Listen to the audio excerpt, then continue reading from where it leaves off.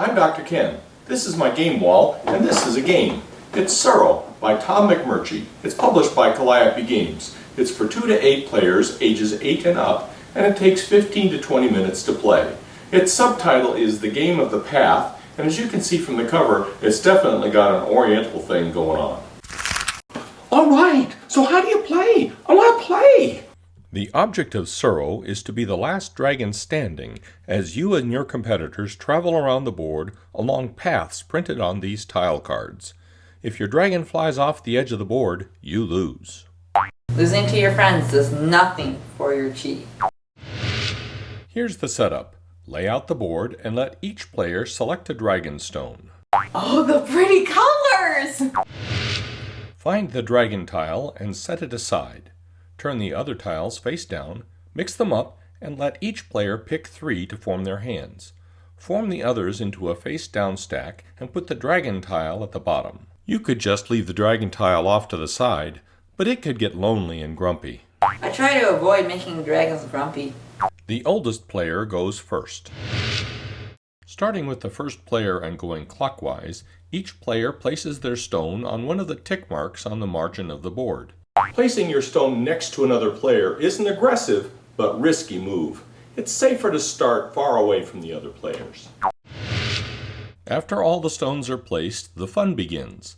In turn, each player plays a tile next to their stone, moves their stone along the path, and draws a new tile from the top of the draw pile. Stones only travel on the path they're on. They don't change paths at intersections. If the path connects to a tile that's already on the board, keep going until the path ends. Whee! However, if the path goes to the edge of the board, you fall off and lose.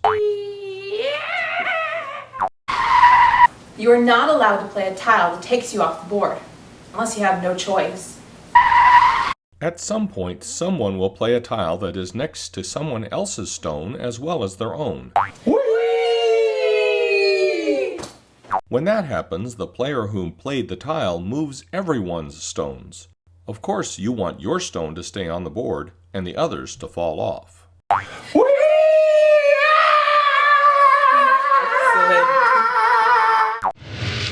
If you make anyone fall off the board, you get to look at their hand and pick 2 of their tiles from yours and theirs.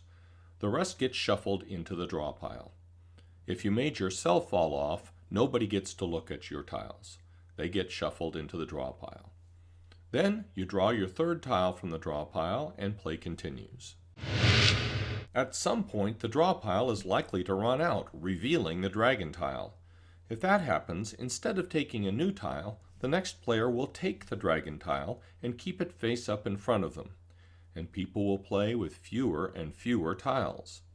As soon as someone is eliminated, more tiles will be available, so the player with the dragon tile draws 1 and passes the dragon to their left.